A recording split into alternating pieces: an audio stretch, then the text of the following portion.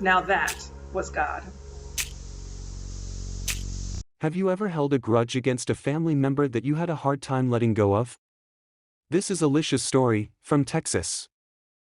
I asked the Lord to help me have peace within myself, for holding a grudge against my grandpa, for selling me for his drug habits, when I was a kid. I feel no kid should have to go through what I did. Then my dad, who was supposed to be my protector, also started molesting me. To this day, I still haven't been able to forgive my dad for what he had done to me as a child. I don't know what to say to him. I have so much anger inside of me that I can't let go of. When I was 13 years old, I had prayed to God that He would help me stay strong, because I was living a life that no teenager wants to live. I got on my knees and asked the Lord to help me in my time of need. Later on that night, the people I was staying with got busted by the police. They were given a sentence of 15 years. I then went and stayed with my grandmother. When I was older, I continued to abuse my body in ways to make money and be accepted. I knew what I was doing was wrong.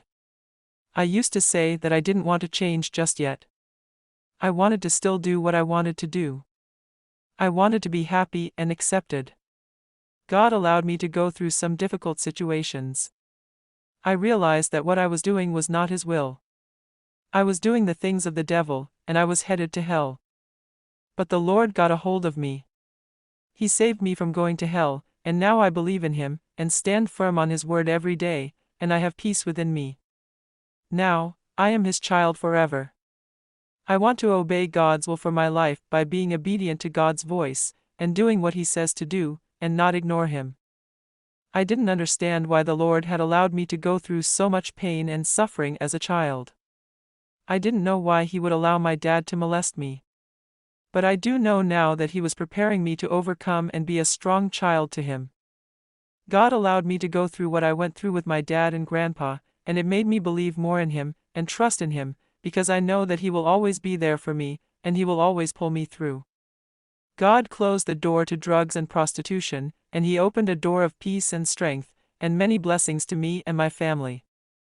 Now I know that my body belongs to the Lord, and I need to keep my body holy. Now that was God. If you've been molested in the past or are living a life of prostitution, hopefully Alicia's story will encourage you to run from the darkness into the light of Jesus Christ. The Lord is a refuge for the oppressed, a stronghold in times of trouble. Psalm 9 verse 9. It is God's will that you keep away from sexual sin, as a mark of your devotion to Him. 1 Thessalonians 4 verse 3. Do you not know that your bodies are temples of the Holy Spirit, who is in you, whom you have received from God? You are not your own, you were bought at a price. Therefore, honor God with your bodies.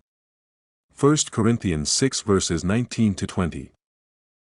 If anyone destroys God's temple, God will destroy that person, for God's temple is sacred, and you together are that temple. 1 Corinthians 3 verse 17. I look behind me and you're there, then up ahead, and you're there too. Your reassuring presence coming and going, this is too much, too wonderful, I can't take it all in. Psalm 139 verses 5 to 6. Know that the Lord is God.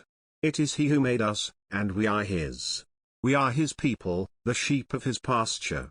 Psalm 100 verse 3. Thank you for listening. If you have a story you'd like to share, email it to nowthatwasgod@gmail.com. This YouTube channel is solely for the purpose of praising and glorifying God. Don't forget to click on the logo button below to subscribe to this channel.